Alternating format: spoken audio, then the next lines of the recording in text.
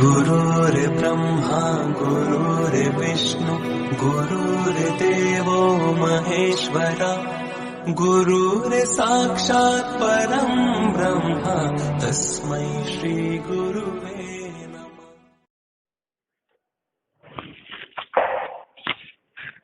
विद्यार्थी मित्रों, आज આપણે ધોરણ 9 ગણિત ચેપ્ટર નંબર 5 યુક્લિડની ભૂમિતિનો પરિચય એમાં પાર્ટ નંબર 3 માં અભ્યાસ કરવા જઈ રહ્યા છે।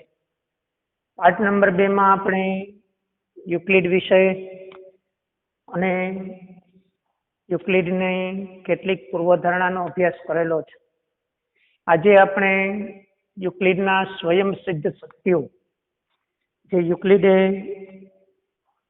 કેટલીક વ્યાખ્યાઓ, પૂર્વધારણાઓ અને સ્વયંસિદ્ધ સત્યો આપણને આપેલા છે, તેમાંના સ્વયંસિદ્ધ સત્યની વાત આપણે કરવા જઈ રહ્યા છીએ।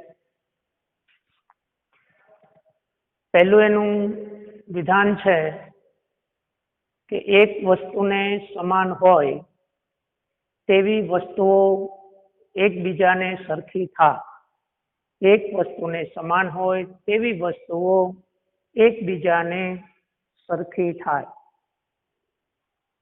એને આપણે સમજવા કોશિશ કરીએ કે 50 પૈસાનો સિક્કો, 50 પૈસાના સિક્કા ની થપ્પી જો કરવામાં આવે તો 50 પૈસાના સિક્કા એ એકબીજાને સમાન થાય છે, એ રીતે આપણે સમજાવી શકીએ। એટલે એવું એક એને તાર્કિક આપણને વિધાન આપેલું છે કે એક વસ્તુને સમાન હોય તેવી વસ્તુ એકબીજાને સરખી થાય છે, એટલે એની કદની દ્રષ્ટિએ સમાન હોય છે એવું આપણે સમજી શકીએ। આ એનું પેલું સ્વયંસિદ્ધ સત્ય છે। બીજું એનું વિધાન એવું કહેવામાં આવ્યું છે કે સરખામાં સરખું ઉમેરીએ તો સરવાળો સરખો રહે છે। એટલે બીજા વિધાનમાં આપણે ધારી લઈએ, ધારો કે એક વસ્તુ એ છે અને બીજી વસ્તુ બી છે। આ બંનેમાં કોઈ ત્રીજી વસ્તુ સી ઉમેરીએ તો પહેલું વિધાન સરખામાં સરખું ઉમેરીએ તો સરવાળો સરખો રહે છે। એટલે ધારો કે એક વસ્તુ એ બરાબર બી છે, આ બંનેમાં હું કોઈ એક ત્રીજી વસ્તુ ઉમેરું તો એ સમાન રહે છે, ઇક્વલ રહે છે। એટલે એ અને બી સમાન છે, એમાં કોઈ સરખી વસ્તુ ઉમેરીએ તો એ જથ્થો અથવા વસ્તુ એ સરખા માપનું રહે છે, એવું આ વિધાન કહેવા માંગે છે। એટલે યુક્લિડે જે તર્ક લગાવેલો છે એ તાર્કિક બાબતો ને આધારે બીજું વિધાન સમજી શકાય। હવે વિધાન નંબર 3, સરખામાંથી સરખા બાદ કરીએ તો બાદબાકી પણ સરખી રહે છે। એટલે ધારો કે એક વસ્તુ એ અને બી છે, તેમાંથી કોઈ વસ્તુ બાદ કરીએ તો તે વસ્તુ સમાન અથવા બાદબાકી સરખી રહે છે। એટલે એ બરાબર બી છે, માટે એમાંથી હું કોઈ વસ્તુ સી, એટલે એ માઇનસ સી તો બી માઇનસ સી, એ જથ્થો સરખો રહે છે એવું ત્રીજું વિધાન યુક્લિડે આપેલું છે। તેમજ એને એક ચોથું વિધાન આપ્યું છે, એમાં એકબીજા ઉપર બંધ બેસતી આવતી વસ્તુઓ એકબીજાને સરખી રહે છે। જેમ પહેલું વિધાન છે એક વસ્તુને સમાન હોય તેવી વસ્તુઓ એકબીજાને સરખી થાય, એ જ વિધાન એકબીજા ઉપર બંધ બેસતી આવતી વસ્તુઓ એકબીજાને સરખી થાય। એટલે 50 પૈસાના સિક્કાની જે વાત કરી એ 50 પૈસાના સિક્કાનો આપણે થપ્પી મારીએ અને થપ્પી લગાવવામાં આવે તો એક નળાકાર પાત્ર બને છે અને એકબીજા પર બંધબેસતી આવતી વસ્તુઓ એકબીજાને સરખી થાય છે એટલે એક નળાકાર પાત્ર બને છે અને એ રીતે બંધબેસતી વસ્તુઓ એ હંમેશા કદમાં સમાન હોય છે, એકબીજાને સરખી હોય છે. જો તમે 50 પૈસાના સિક્કા ઉપર રૂપિયાનો સિક્કો મૂકો તો એ બંધબેસતી વસ્તુ આવશે નહીં, એટલે એ બંને કદની દ્રષ્ટિએ સમાન થશે નહીં. એટલે બંધબેસતી આવતી વસ્તુ આપણે મકાન ચણીએ ત્યારે જે પથ્થરની આધારે દિવાલ બનાવીએ તો એકબીજા ઉપર બંધબેસતી આવતા પથ્થરોને કારણે એક સમતલ રચાય છે અને એ સમતલ એકબીજાને સરખું હોવાને કારણે રચાય છે. એટલે ચોથો મુદ્દો આ રીતે આપણે સમજી શકીએ, આખું તેના ભાગ કરતા મોટું હોય છે. પાંચમા મુદ્દામાં આખું, એટલે આખું તેના ભાગ કરતા મોટું હોય છે. આખું તેના ભાગ કરતા મોટું હોય છે. આખું તેના ભાગ કરતા, ધારો કે આ ચોક છે, આ ચોકના આખી ચોક છે, એનો ટુકડો જો કરવામાં આવે તો આખો માપ એના ભાગ કરતા મોટું થશે, એટલે આ ચોક છે એ આ ચોક કરતા મોટી થશે. તેવી જ રીતે એક બીજું ઉદાહરણ આપણે જોઈએ. ધારો કે એક લંબચોરસ છે, આ લંબચોરસ એક આખું માપ ધરાવે છે, લંબચોરસ પ્લોટ, એટલે A, B, C અને D. હવે તેમાંથી હું એક ટુકડો કાપી લઉં EF વાળો, તો અહીંયા તમે જોઈ શકો કે ABCD એ આખું માપ છે, એ મોટું છે, એ આટલો ટુકડો કાપી લીધા તેના કરતા, એટલે EFCB, અથવા તો ABCD મોટા છે EBCF કરતા, એટલે EBCF કરતા મોટા છે. એટલે આખું માપ તેના ભાગ કરતા, એટલે ભાગ પડ્યો છે EBCF, એવો ભાગ એ આખા ભાગ કરતા મોટો હોય છે, એવું અહીંયા કહેવા માંગે છે. એટલે આપણે પાંચમો સ્વયંસિદ્ધ સત્ય આ રીતે સમજી શકીએ. હવે સ્વયંસિદ્ધ સત્ય નંબર 6, સરખી વસ્તુના બમણા એકબીજાને સમાન થાય. સરખી વસ્તુ, ધારો કે A બરાબર B એક સરખી વસ્તુ છે, એના હું બમણા કરું એટલે કે એ બંનેને સમાન થાય. એટલે આમાં હું 2 વડે ગુણું તો 2A બરાબર 2B થાય.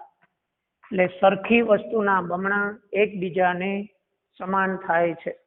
એટલે સરખી વસ્તુ, કોઈ પણ વસ્તુ હોય એના બમણા કરવામાં આવે અને એ વસ્તુને આપણે કમ્પેરિઝન કરી સરખાવીએ તે હંમેશા બમણા જ જોવા મળશે. એવી જ રીતે આપણને એક સ્વયં સત્ય 7મું આપેલું છે, એ આપેલું છે સરખી વસ્તુના અડધા. સરખી વસ્તુ, ધારો કે A બરાબર B એ સરખી વસ્તુ છે, એના અડધા A/2 બરાબર B/2 એ એકબીજાને સમાન થાય. એટલે સરખી વસ્તુના અડધા એ પણ એકબીજાને સમાન થાય છે. તો આ રીતે યુક્લિડના સ્વયંસિદ્ધ સત્યો આપણને આપેલા છે. એની કેટલીક મર્યાદાઓ છે, સ્વયંસિદ્ધ સત્યોની મર્યાદા, એટલે યુક્લિડના સ્વયં સિદ્ધ સત્યોની મર્યાદા. એ મર્યાદા એ છે કે કોઈ પણ વસ્તુ ને સમાન વસ્તુ જો ન હોય તો એ સમાન થતું નથી. એટલે ભૌમિતિક આકૃતિઓ જુદી જુદી હોય તો સ્વયંસિદ્ધ સત્યો સાચા નથી. એટલે જુદી જુદી ભૌમિતિક આકૃતિઓ માટે સ્વયંસિદ્ધ સત્યો સાચા નથી. એક ચોરસ હોય અને એક લંબચોરસ હોય તો તેના માટે સ્વયંસિદ્ધ સત્યો એ સાચા પડતા નથી. એટલે આ એક એની મર્યાદા છે કે એણે જે સમાન વસ્તુ માટે જ આ વસ્તુને સ્વયંસિદ્ધ સત્યો તરીકે ઓળખા છે, પણ બાકીની વસ્તુઓ માટેની કમ્પેરિઝન કરીએ તો એ સ્વયં સિદ્ધ સત્યો એ સત્ય બનતા નથી. તો વિદ્યાર્થી મિત્રો, અહીંયા આપણે યુક્લિડની ભૂમિતિના પરિચયમાં યુક્લિડના કેટલાક સ્વયં સિદ્ધ સત્યો છે, એમાંના 7 સ્વયં સિદ્ધ સત્યો જોયા. અને હવે આપણે યુક્લિડની 5 પૂર્વધારણાઓ કઈ છે તેનો આપણે વિગતે અભ્યાસ કરીએ. આપણે યુક્લિડની કેટલીક પૂર્વધારણાઓ એનો અભ્યાસ કરીશું. ઉદાહરણ નંબર 1, એક બિંદુમાંથી બીજા બિંદુમાં થઈને પસાર થતી એક સીધી રેખા દોરી શકાય છે.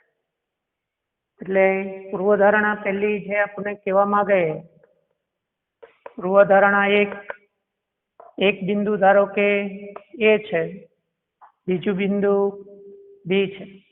એક બિંદુમાંથી બીજા બિંદુમાં થઈને પસાર થતી એક સીધી રેખા દોરી શકાય છે. એટલે આ બિંદુમાંથી પસાર થતી રેખા એ બીજા બિંદુમાંથી પસાર થઈ અને એક રેખા નિર્માણ કરે છે. પછી એ એક જ માત્ર રેખા પસાર થાય. એની પૂર્વધારણા 5.1, આ પૂર્વધારણાનું અર્થઘટન કરતી પૂર્વધારણા 5.1, આપેલા બે ભિન્ન બિંદુમાંથી પસાર થતી અનન્યનો અર્થ એક અને માત્ર એક જ. એટલે બે ભિન્ન બિંદુમાંથી એક અને માત્ર એક જ રેખા પસાર થઈ શકે. અન્ય બીજી કોઈ રેખા આ રીતે પસાર કરી શકાતી નથી. એટલે એ વક્ર રેખા બની જતી હોય છે. એટલે બે ભિન્ન બિંદુમાંથી એક અને માત્ર એક જ રેખા પસાર થાય એટલે આપેલા બે ભિન્ન બિંદુમાંથી પસાર થતી અનન્ય રેખા હોય છે.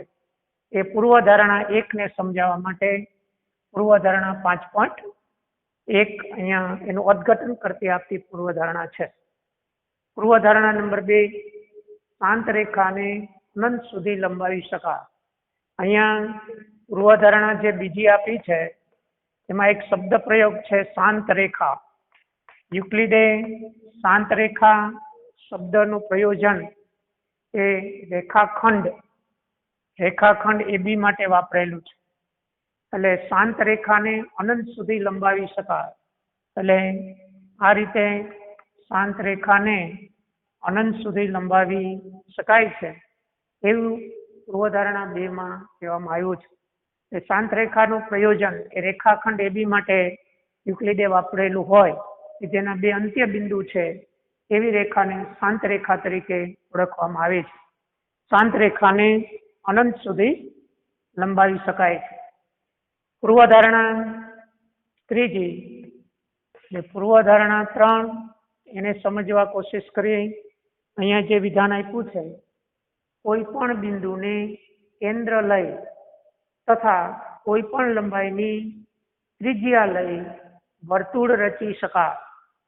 કોઈ પણ બિંદુને એટલે યામ સમતલમાં ધારો કે બિંદુ O પસંદ કરેલું છે, એને કેન્દ્ર લઈ તથા કોઈ પણ લંબાઈની ત્રિજ્યા, ધારો કે આપણે બિંદુ A પસંદ કરીએ અને 2 સેન્ટીમીટર ની ત્રિજ્યા પસંદ કરી અને એમાંથી એક વર્તુળ રચી શકાય એવું કહેવામાં આવે છે. એટલે ચોક્કસ લંબાઈની ત્રિજ્યા દ્વારા યામ સમતલમાં એક વર્તુળ તૈયાર કરી શકાય છે એવું યુક્લિડે પૂર્વધારણા 3 માં કીધેલું. કોઈ પણ બિંદુને કેન્દ્ર લઈ, ઓને કેન્દ્ર લઈ, ઓએ જેટલી ત્રિજ્યા લઈ એક વર્તુળ નિર્માણ કરી શકાય છે. હવે ત્રિજ્યા જો બદલાવવામાં આવે તો વર્તુળ એ રીતે યામ સમતલમાં થોડુંક મોટી ત્રિજ્યાનું વર્તુળ નિર્માણ થાય છે. એટલે ત્રિજ્યા અનુકૂળ ત્રિજ્યા લઈને યામ સમતલમાં વર્તુળ રચી શકાય, પણ એના માટે સમતલ હોવું જરૂરી છે. એટલે કોઈ પણ બિંદુને કેન્દ્ર લઈ તથા કોઈ પણ લંબાઈની ત્રિજ્યા લઈ આપણે યામ સમતલમાં સમતલની અંદર આપણે વર્તુળ રચી શકીએ છીએ. એટલે વર્તુળની ત્રિજ્યા જેમ વધે છે તેમ વર્તુળનો પરિઘ પણ વધે છે અને વર્તુળનું ક્ષેત્રફળ પણ મોટું થતું જાય. ત્રિજ્યા જેમ નાની તેમ પરિઘ નાનો અને ક્ષેત્રફળ પણ નાનું થતું જાય છે. આ રીતે યુક્લિડે કીધું કે ભાઈ સમતલની અંદર, યામ સમતલની પણ સમતલની અંદર ખરબચડી સપાટીમાં આપણે વર્તુળ રચી શકતા નથી, અથવા તો વર્તુળ રચવા માટે સમતલ હોવું જરૂરી છે અને સમતલના કોઈ પણ બિંદુને કેન્દ્ર લઈ તથા કોઈ પણ લંબાઈની ત્રિજ્યા લઈ વર્તુળ રચી શકાય. પછી આપવામાં આવી પૂર્વધારણા નંબર 4, એમાં બધા જ કાટખૂણા એકબીજા સાથે સરખા હોય. બધા જ કાટખૂણા એકબીજા સાથે સમાન હોય. ધારો કે કાટખૂણો PQR, એટલે અહીંયા ખૂણો PQR એ 90 અંશ છે, તો એને ઇક્વલ તમે કોઈ પણ કાટખૂણો, એ કાટખૂણો પછી ABC લ્યો તો અહીંયા ખૂણો ABC એ 90 અંશ છે. માટે ખૂણો PQR બરાબર ખૂણો ABC એ બે 90 અંશના જ હોય છે. એટલે અહીંયા ખૂણા કાટખૂણા, તમામ કાટખૂણા એ એકબીજાને સરખા થાય. તમે જે વર્ગખંડમાં ભણો છો એ વર્ગખંડની અંદર હોય તળિયે આવેલા ખૂણાઓ, એ પછી આ જે કોર્નર ઉપર આવેલો ખૂણો એ આ કોર્નર ઉપર આવેલા ખૂણાના માપ જેટલો જ હોય છે. એટલે તમામ કાટખૂણા, પછી કાટખૂણામાં જે ભુજ છે એ ભુજ લાંબા ટૂંકો હશે પણ ખૂણાનું માપ 90 અંશ જ હશે. એટલે આ ખૂણાને આ ખૂણા ઉપર મૂકવામાં આવે તો એ ખૂણાનું મૂલ્ય સમાન જ થાય. એટલે કાટખૂણાઓ સમાન હોય છે. બધા જ કાટખૂણા એકબીજા સાથે સમાન હોય છે એવું આપણને કહેવામાં આવેલું છે.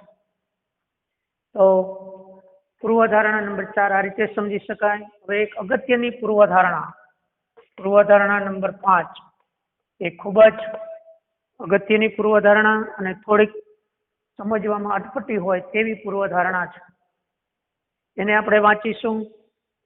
જો બે રેખાઓને કોઈ ત્રીજી રેખા છેદે અને આ રેખાની એક જ બાજુ તરફ ના બે અંતઃકોણો, અહીંયા અંતઃકોણો શબ્દ આપેલો છે, અંતઃકોણોનો સરવાળો બે કાટખૂણાના સરવાળા કરતા ઓછો હોય તો પ્રથમ બે રેખાઓને આ ખૂણાઓ તરફ અનંત સુધી લંબાવતા તેઓ એકબીજાને છેદે છે. ફરી વાંચીશું. જો બે રેખાઓને, એટલે ધારો કે હું બે રેખાઓ દોરીશ અને એ બે રેખાઓ આ રીતે દોરવામાં આવે. ધારો કે રેખા L અને રેખા અહીંયા M, એટલે બે રેખાઓને કોઈ ત્રીજી રેખા છેદે. ધારો કે ત્રીજી રેખા છેદતી રેખા અહીંયા M છે, N રેખા આપેલી છે. સમજતા જશું વિધાન અને આકૃતિમાં સમજવા માટે કોશિશ કરશું. જો બે રેખાઓને એટલે L અને M ને કોઈ ત્રીજી રેખા છેદે અને આ રેખાની એક જ બાજુ તરફના બે અંતઃકોણો, વિદ્યાર્થી મિત્રો, બે રેખાઓને કોઈ ત્રીજી રેખા છેદે તો તેથી બનતા ઝેડ આકાર, તો એને આપણે યુગ્મ કોણ કહેતા હતા. પછી F આકાર, તો એને અનુકોણ કહેતા હતા. અને C આકાર, તો એ અંતઃકોણો કહેતા હતા. અને બે સમાંતર રેખાઓથી બનતા અંતઃકોણનો સરવાળો પૂરક હોય, એટલે કે 90-180 અંશ થાય તો તે બે રેખાઓ સમાંતર છે. આ પણ એક વિધાન આપણે સમજવા જેવું હતું. એટલે આકાર તમને ખ્યાલ છે. C આકારથી રચાતા કોણો એને આપણે અંતઃકોણો કહીએ છીએ. એટલે બે રેખાઓને કોઈ ત્રીજી રેખા છેદે તો યુગ્મ કોણની જોડ રચાય, અનુકોણની જોડ રચાય અને અંતઃકોણોની જોડ રચાય. અહીંયા આપણે અંતઃકોણો એવો શબ્દ વાપરેલો છે. તો અંતઃકોણો શું કહેવા માંગે છે કે એક જ બાજુ તરફના બે અંતઃકોણોનો સરવાળો. ધારો કે અહીંયા બિંદુ આપણે પસંદ કરીએ, આ રેખા પર AB બિંદુ, અહીંયા CD બિંદુ, અહીંયા P અને અહીંયા Q. તો એક જ બાજુ તરફના બે અંતઃકોણોનો સરવાળો, અંતઃકોણો એક અને આ બીજો અંતઃકોણ BPQ એટલે ખૂણો BPQ અને બે ખૂણાનો સરવાળો કરતા બે અંતઃકોણોનો સરવાળો બે કાટખૂણાના સરવાળા કરતા કેવો હશે તો કે ઓછો હોય એટલે કે BPQ અને DQP ખૂણો DQP એ નાના છે 90 + 90 એટલે કે 180 કરતા એટલે બે કાટખૂણાના સરવાળા કરતા આ બેનું મૂલ્ય આપણને જો 180 કરતા નાનું મળે એટલે આ રીતે બે સમાંતર રેખા દોરું અને છેદિકા દોરું તો આ છેદિકાના અહીંયા 90 મળે છે. આ 90 જે મૂલ્ય મળે એ એકબીજાના 90 180 અંશનો ખૂણો જો રચે તો બે રેખાઓ સમાંતર રેખાઓ થાય. અહીંયા એમ કીધું સરવાળો બે કાટખૂણાના સરવાળા કરતા ઓછો હોય તો પ્રથમ બે રેખાઓ એટલે L અને M ને બે રેખાઓને આ ખૂણાઓ તરફ એટલે ખૂણો અહીંયા જે આપણે આપ્યો છે 1 ને ખૂણો 2 એ ખૂણાઓ તરફ ની અનંત સુધી લંબાવતી રેખાઓ આ બંને રેખાઓને આમ અનંત સુધી જો હું લંબાવું તો આ બંને રેખાઓ પરસ્પર છેદે છે એટલે અહીંયા ક્યાંય એક બિંદુ ધારો કે R બિંદુમાં છેદે છે. ફરી પાછું આપણે વિધાન સમજીએ જો બે રેખાઓને કોઈ ત્રીજી રેખા છેદે એટલે બે રેખાઓ L અને M અથવા AB અને CD ને કોઈ એક રેખા PQ છેદે અને આ રેખાની એક જ બાજુ તરફના બે અંતઃકોણો એટલે કે BPQ અને DQP એ બેનો સરવાળો અંતઃકોણનો સરવાળો બે કાટખૂણા કરતા ઓછો હોય એટલે નાનો હોય લેસ ધેન ઓછો હોય તો પ્રથમ બે રેખા L અને M બે રેખાઓને આ કાટખૂણા તરફના આ બે ખૂણાઓ તરફના અનંત સુધી લંબાવવામાં આવે બે રેખાઓને તો તે એકબીજાને છેદે છે. આવું વિધાન એ આપણને યુક્લિડે આપેલું છે. તો આશા રાખું છું કે તમને પૂર્વધારણા નંબર 5 સમજાઈ હશે અને એ 180 કરતા નાનું મૂલ્ય ધરાવે છે. ખૂણો BPQ વત્તા ખૂણો DQP લેસ ધેન 180 અંશ થાય ત્યારે જ અંતઃકોણ તરફની બે રેખાઓ L અને M એકબીજાને છેદે છે. અહીંયા જોજો અંતઃકોણ તરફની બે રેખાઓ જો અહીંથી આપણે ઉપર તરફની તો અહીંયા ખૂણાનો અંતઃકોણનો સરવાળો 180 કરતા મોટો છે અને મોટો હશે તો બે રેખાઓ પરસ્પર ક્યાંય છેદશે નહીં અને અંતઃકોણના સરવાળા કરતા નાનો હશે તો એ બંને રેખાઓને જ્યાં લંબાવશું ત્યાં એકબીજાને હંમેશા છેદશે એવું પૂર્વધારણા નંબર 5 કહે છે. તો આશા રાખો કે પૂર્વધારણા 5 તમને સમજાય હશે. આ પૂર્વધારણા 5 માટે ઘણી બધી બીજી પૂર્વધારણાઓ નિર્માણ થઈ એમાંની એક પ્લેફેર નું વિધાન જે યુક્લિડની 5મી પૂર્વધારણા આપી છે એને સમકક્ષ કેટલાક વિધાનો આપણને આપવામાં આવ્યા છે. એમાંનું એક પ્લેફેરની પૂર્વધારણા એટલે પૂર્વધારણા 5 ને સમકક્ષ પ્લેફેર ની પૂર્વધારણા 5 ને સમકક્ષ પ્લેફેર નામના ગણિતશાસ્ત્રીએ આપેલી એક પૂર્વધારણા જે વિધાન પૂર્વધારણા 5 ને સમકક્ષ છે એને હું વાંચીશ. દરેક રેખા L અને તેના પર ન હોય તેવા પ્રત્યેક બિંદુ P માટે એક અનન્ય રેખા M એવી હોય કે જે P માંથી પસાર થાય છે અને L ને સમાંતર છે. એટલે દરેક રેખા L અને તેના પર ન હોય તેવા બિંદુ P માટે દરેક રેખા L અને તેના પર ન હોય તેવા બિંદુ P માટે P માંથી પસાર માટે અનન્ય રેખા એમ, અનન્ય રેખા આમાંથી પસાર થતી ઘણી બધી રેખાઓ, એમાંની એક રેખા, એમાંથી પસાર થતી એક રેખા એમ એ એલ ને સમાંતર થાય છે, તેમાંથી પસાર થાય અને એલ ને સમાંતર હોય એટલે એલ સમાંતર એમ થાય છે. એટલે આવું એક પૂર્વધારણા 5 ને સમકક્ષ કે જો અંતઃકોણોનો માપ નો સરવાળો 180 કરતા નાનો હશે તો બે રેખા છેદશે, પણ પ્લે ફેરે એવું કીધું કે રેખા એલ પર ન હોય તેવું એક બિંદુ પી લો અને પી માંથી પસાર થતી એક અનન્ય રેખા એમ એવી મળે કે જે એલ ને સમાંતર તો થાય જ. આ વિધાન એ આપેલા ગણિતશાસ્ત્રી પ્લેફેરનું વિધાન છે. એ યુક્લિડની 5મી પૂર્વધારણાને સમકક્ષ વિધાન ગણાશે. બીજા શબ્દોમાં કહીએ તો બે ભિન્ન અને એકબીજાને છેદતી રેખાઓ એક જ રેખાને સમાંતર હોઈ શકે નહીં.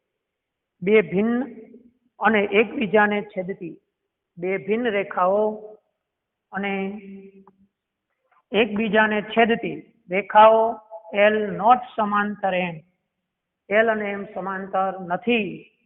એટલે એક બિંદુ અનન્ય બિંદુમાં જો કોઈ બે રેખાઓ છેદે તો એ બંને રેખા સમાંતર નથી.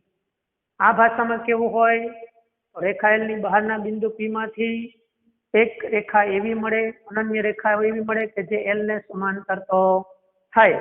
આ શબ્દોમાં કેવું હોય તો કે પરસ્પર છેદતી બે રેખાઓ જો હોય તો આપેલી બે રેખાઓ એકબીજાને સમાંતર ન હોઈ શકે. આવું પણ એક વિધાન આપણે સમજી શકીએ. એટલે અહીંયા યુક્લિડની પૂર્વધારણાઓ અને યુક્લિડના સ્વયંસિદ્ધ સત્યો, આ બે વિધાનો આપણે યુક્લિડે આપેલા કેટલીક વ્યાખ્યાઓ એ આપણે આગળના પાઠ નંબર 2 માં જોઈ. પાઠ નંબર 3 માં આપણે યુક્લિડની સ્વયંસિદ્ધ સત્યો અને યુક્લિડની કેટલીક પૂર્વધારણાઓ, જે અહીંયા 5 પૂર્વધારણાઓ આપેલી છે, એમાં પૂર્વધારણા 1 નું જે સમકક્ષ વિધાન પૂર્વધારણા 5.1 આપેલા બે ભિન્ન બિંદુમાંથી પસાર થતી અનન્ય રેખા હોય છે. આ વિધાનનો આપણે ઉપયોગ કરીને આ ચેપ્ટરમાં એખાદા ભૌમિતિક પ્રશ્ન જે આપ્યા છે એને પણ સમજવા કોશિશ કરવાનું છે. એટલે આશા રાખું છું કે તમને આ ચેપ્ટરમાં યુક્લિડે આપેલી કેટલીક માહિતી તમને સમજાઈ હશે અને એણે કેટલાક વિધાનો પણ આપ્યા હતા. એ વિધાનો પણ આપણે એ પૂર્વધારણા પછી સ્વયંસિદ્ધ સત્યો અને કેટલીક વ્યાખ્યાઓ આપી છે એને પણ આપણે યાદ રાખશું. હવે આ ચેપ્ટરમાં નોન યુક્લિડિયન ભૂમિતિ કે જે યુક્લિડે જે 5મી પૂર્વધારણા આપી છે એના માટે કેટલાક ગણિતશાસ્ત્રીઓએ યુક્લિડને પોતાનો વિશ્વાસ હતો કે 5મી પૂર્વધારણા પ્રમેય અને સાબિતી આપી શકાય, પરંતુ તેની સાબિતી મેળવવાના પ્રયત્નોમાં યુક્લિડની ભૂમિતિથી અલગ હોય તેવી ભૂમિતિનો ઉદય થયો. આ 5મી પૂર્વધારણાને આધારે કેટલાક ગણિતશાસ્ત્રીએ એક નવી ભૂમિતિનો ઉદ્ભવ કર્યો. એને આપણે નોન યુક્લિડિયન ભૂમિતિ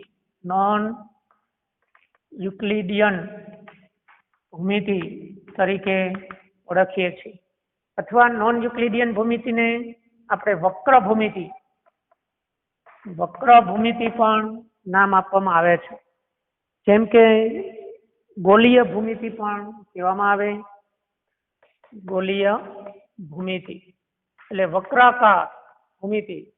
ધારો કે ત્રિકોણની રચના કરવી હશે તો રેખા એલ પર બે ભિન્ન બિંદુ એ ને બી છે. હવે આટલા અંતરે અહીં ચાપ મારશો, અહીં બિંદુ આપણને સી મળે તો એના આધારે સમદ્વિબાજુ ત્રિકોણની રચના થાય. આ જે ચાપ છે એ વક્રાકાર ભૂમિતિ તરીકે ઓળખવામાં આવે છે. અને આ રીતે વક્ર ભૂમિતિનો ઉદ્ભવ આપણને જોવા મળે છે. એટલે વક્ર ભૂમિતિ દ્વારા થતી વિવિધ રચનાઓ એ વક્ર ભૂમિતિનો આ પૂર્વધારણા 5ની સાબિતી માટે કેટલાક નવી ભૂમિતિના ઉદ્ભવ કરેલો છે એને આપણે નોન યુક્લિડિયન ભૂમિતિ અથવા રેખાઓ દીર્ઘ વર્તુળો વાળા નોન ગોલીય અને બીજું આપણે દીર્ઘ વર્તુળો, દીર્ઘ એટલે નાના, દીર્ઘ વર્તુળની ભૂમિતિ એવો પણ શબ્દ આપવામાં આવે છે. તો આ રીતે એક નવી ભૂમિતિનો ઉદ્ભવ થયો અને એના આધારે આપણે યુક્લિડિયન ભૂમિતિ માત્ર એક જ સમતલમાં બનતી આકૃતિ માટે જ માન્ય છે, જ્યારે વક્ર સપાટીમાં તે નિષ્ફળ જાય છે. સમતલની અંદર યુક્લિડે આપેલી પૂર્વધારણાનો ઉપયોગ કરી અને ભૂમિતિનો આપણે સાબિતીઓ આપી શકીએ, જ્યારે આ વક્ર ભૂમિતિ એ આપણે જુદા જુદા સમતલ માટે અથવા ડાયમેન્શન 3 ડાયમેન્શન સ્વરૂપે પણ ભૂમિતિનો ઉપયોગ કરી શકીએ છીએ. એટલે યુક્લિડિયન ભૂમિતિ અને એક બીજી છે નોન યુક્લિડિયન ભૂમિતિ. તો વિદ્યાર્થી મિત્રો, તમે યુક્લિડિયન ભૂમિતિના પરિચયની અંદર આ જુદી જુદી માહિતીનો અભ્યાસ કરેલો છે. હવે કેટલાક આમાં એવા મુદ્દાઓ છે કે જેમાં શ્રીયંત્રમાં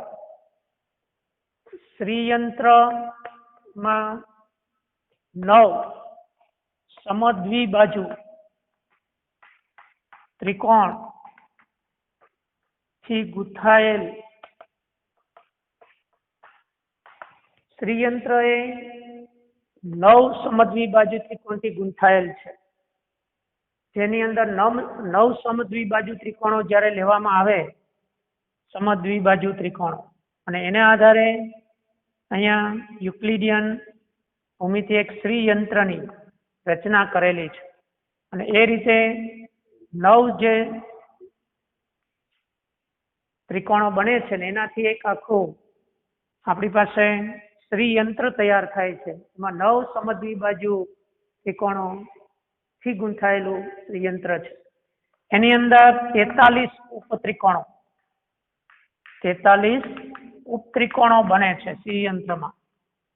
એટલે 43 ઉપત્રિકોણો એની અંદર આવી જાય છે. જેમ એક ત્રિકોણની મેં વાત કરી કે આ રીતે ત્રિકોણની અંદર રચના થાય અને એ રચનાની અંદર અહીંયા બનતો ત્રિકોણ 1, બીજો, ત્રીજો, ચોથો, પાંચમો, છઠ્ઠો એવા શ્રીયંત્રની અંદર બનતા ત્રિકોણોની અંદર કેટલા કુલ ઉપત્રિકોણો હશે, તો એવા 43 ઉપત્રિકોણો આવેલા હોય છે.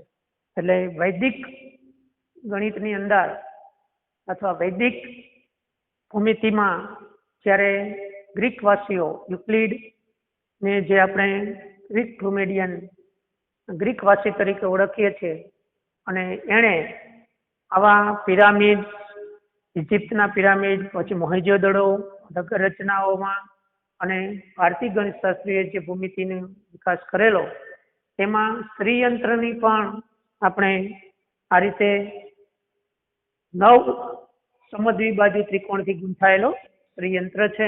એમાં 43 ઉપત્રિકોણો બને છે. વૈદિક કુંડી, યજ્ઞ માટે વપરાતી કુંડી ની અંદર પણ એક ભૂમિતિનો સમાવેશ થાય છે.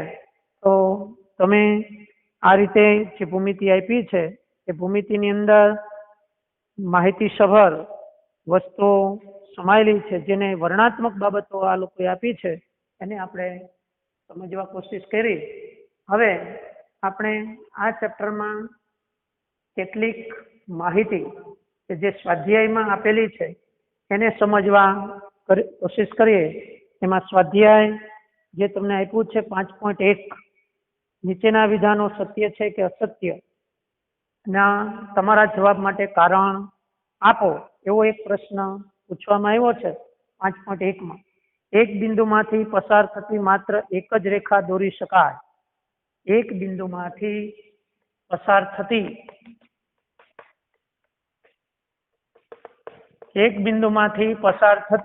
માત્ર એક જ રેખા દોરી શકાય. આપેલ વિધાન સત્ય કે અસત્ય? આપેલ વિધાન કેવું થશે? અસત્ય છે.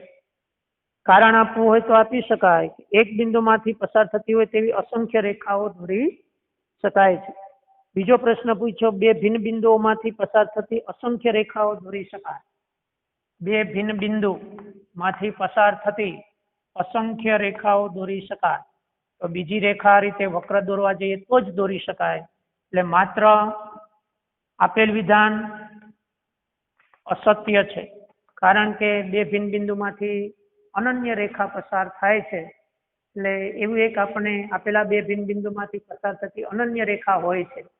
કારણ આપવું હોય તો કારણ પૂર્વધારણા 5.1 મુજબ એનું કારણ આપી શકાય.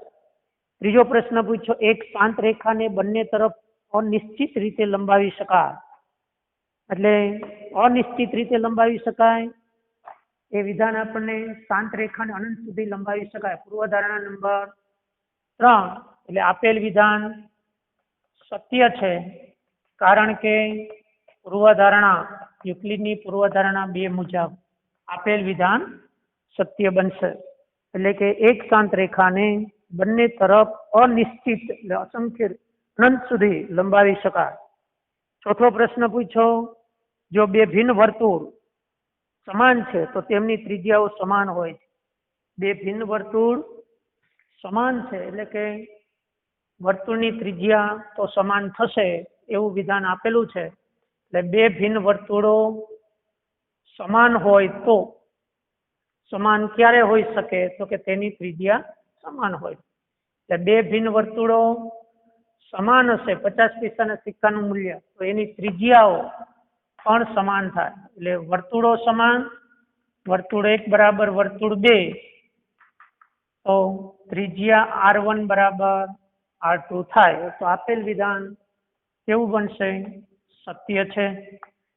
અને પૂર્વધારણા કોઈ પણ બિંદુને કેન્દ્ર લઈ કોઈ પણ લંબાઈની ત્રિજ્યા લઈ વર્તુળ દોરી શકાય છે. એટલે બંધ બેસતા વર્તુળોની ત્રિજ્યા હંમેશા સમાન થાય છે. નીચે આકૃતિમાં AB બરાબર PQ અને PQ બરાબર XY, તો AB બરાબર XY થાય. આ વિધાન સત્ય કે અસત્ય? તો અહીંયા આપેલ વિધાન સત્ય છે, કારણ કે પરમપરિતા મુજબ આપેલ વિધાન સત્ય બનશે. એટલે પાંચમું વિધાન જે આપ્યું છે AB બરાબર PQ, AB બરાબર PQ અને PQ બરાબર XY, તો AB બરાબર XY થાય. આપેલ વિધાન સત્ય છે, કારણ કે AB એટલું PQ માપ છે. એટલે જેટલા AB હશે AB એટલા જ PQ આપેલા છે અને એટલા જ XY આપેલા છે. એટલે આ બંને મૂલ્ય AB બરાબર XY થાય. આપેલ વિધાન એ સત્ય ગણાશે. તો આ રીતે આપણે સ્વાધ્યાય 5.1 નો પહેલો દાખલો જોઈ શકીએ. હવે નીચે આપેલા પદોની વ્યાખ્યા આપો અને તેના માટે કોઈ એવા પદ કે જેને વ્યાખ્યાયિત કરવાની જરૂર હોય એ ક્યાં છે અને તમે તેને કેવી રીતે વ્યાખ્યાયિત કરશો? તો પહેલી વ્યાખ્યા પૂછી સમાંતર રેખાઓ. તો સમાંતર રેખાની વ્યાખ્યા શું આપી શકાય? તો કે એક જ સમતલમાં આવતી, એક્ઝામ્પલ 2 એમાં પહેલું, એક જ સમતલમાં આવેલી અને પરસ્પર ન છેદતી બે રેખાઓને સમાંતર રેખાઓ કહે છે. સમાંતર રેખાની આ રીતે વ્યાખ્યા આપી શકાય. લંબ રેખાઓ, તો બીજી વ્યાખ્યા લંબ રેખાઓ માટે, જો બે રેખાઓ પરસ્પર કાટખૂણે છેદે, લંબ રેખાઓ માટે જો બે રેખાઓ પરસ્પર કાટખૂણે છેદે તો તે બે રેખાઓ લંબ રેખા છે તેમ કહેવાય. લંબ રેખા છે તેમ કહેવાય. તો બીજી વ્યાખ્યા છે તે જ રીતે રેખાખંડ, રેખાના એવા ભાગને રેખાખંડ કહે કે જેને બે અંત્ય બિંદુઓ હોય છે. એટલે રેખાખંડની વ્યાખ્યા, રેખાને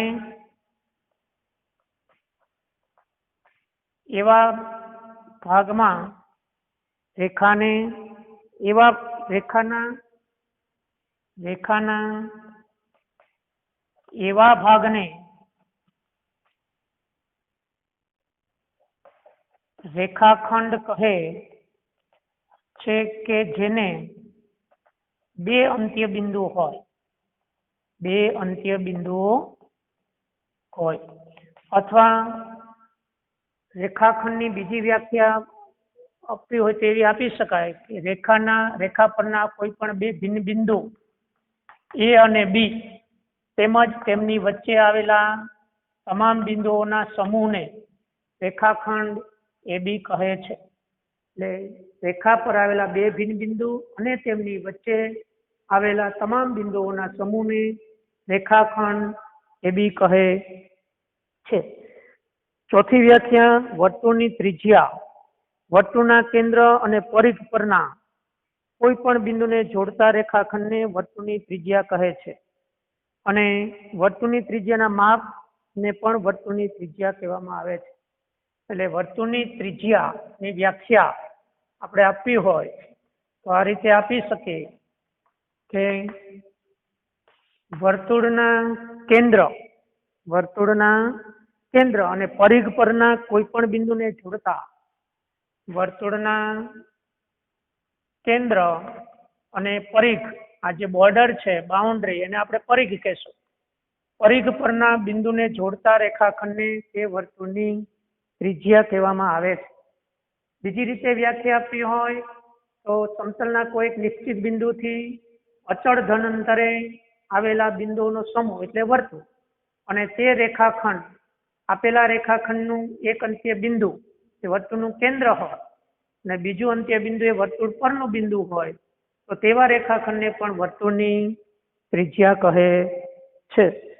પછી ચોરસ, તો ચોરસ માટે જેની ચારેય બાજુઓ એકરૂપ હોય તથા ચારેય ખૂણા કાટખૂણા હોય, જેની ચારેય બાજુ એકરૂપ હોય અને ચારેય ખૂણા કાટખૂણા હોય એને આપણે ચોરસ કહેશું. જેની ચારેય બાજુ એકરૂપ અને ચારેય ખૂણા કાટખૂણા તો તેવા ચતુષ્કોણને ચોરસ કહેવાય.